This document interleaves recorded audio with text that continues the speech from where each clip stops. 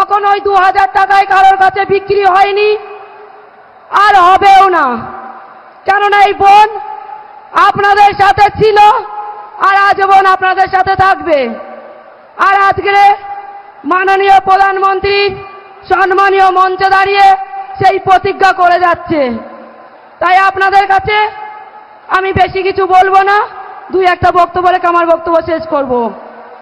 আজকের এই মঞ্চে যেটা আমার আপনাদের কাছে বলার ছিল, আজকের এই মঞ্চে মাননীয় প্রধানমন্ত্রীজিকে আমরা মাননীয় প্রধানমন্ত্রী তৃতীয়বারের জন্য মাননীয় প্রধানমন্ত্রীজি করছি। এই গ্যারান্টি আমার মা ভাই বোনেদেরকে গ্যারান্টি সভা নিতে হবে। তাই আমার মা বোনেরা একবার এই গ্যারান্টি সভা আমাদের মোদিজি মাননীয় মোদিজির নামে একবার জয় শ্রীরাম, জয় জয় শ্রীরাম। আর এই পশ্চিম বাংলায় আজকের যে তৃণমূলের ছোট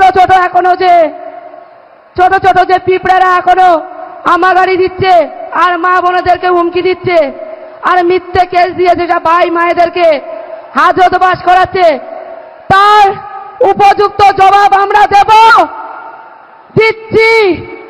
আমরা এই 2024-এর জুনের 4 তারিখে তার জবাব দেব। আর সেই জন্য আজকের আমার মা বোনেদের এই জনসভা, আমার মা বোনেরা প্রস্তুত নিন। আর যেন দ্বিতীয়বার যেন এই তৃণমূল বাহিনী মুখ্যমন্ত্রীর পোষা দুষ্টু ছেলেরা যেন মাথা উঁচু করে না বাঁচতে পারে, মাথা উঁচু করে কোন মা বোনের ঘরে যেন না ঢুকতে পারে, কোন বাবার জমি না কাড়িয়ে নিতে পারে। তার জন্য আজকে প্রতিজ্ঞা করুন আপনারা। আপনাদের প্রতিজ্ঞা মাননীয় প্রধানমন্ত্রীজির প্রতিজ্ঞা। আজকে এই প্রতিজ্ঞা আপনারা করবেন, সেই প্রতিজ্ঞার সম্মান মাননীয় প্রধানমন্ত্রীজি পাবে। তাই আমি বলছি, আমি আপনাদের সাথে আজীবন থাকবো, আপনাদের ঘরের মেয়ে। কোনদিন মুখ্যমন্ত্রীর পোষা কোনো দুষ্টু ছেলে মেয়েদের মতন পিছিয়ে যাব না, এ দলের থেকে ও দলে গিয়ে রং বদলাবো না।